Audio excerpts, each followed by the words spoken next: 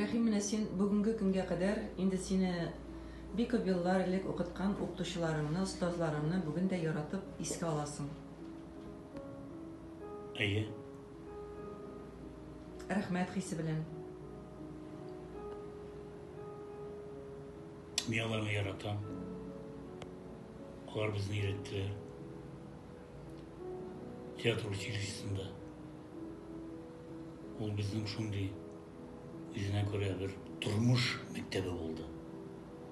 Әйтәм бит, Асия Хайруллина, Батулланы әйттем инде. Асия Хайруллина 1 минутта рольгә керергә өйрәтте. Һәм тормышта, һәм сәхнәдә, һәм интервью алырга. Ничек итеп кешене ачырга. Мин гел мисал китерәм, менә төлке кирпене дә ашый ала, ничек ашый ул аны.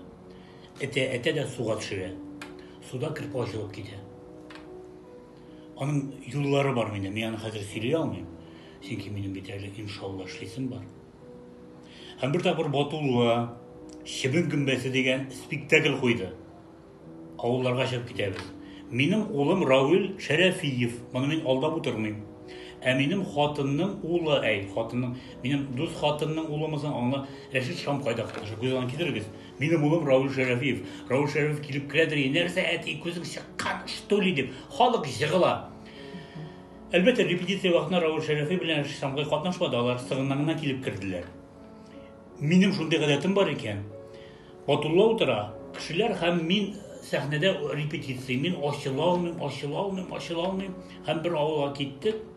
Халыкны күрдем, мин ачылып киттем. Шунда Батулла әйтте, сиңа халык кирәк икән ди. Чыннан да мин хәзер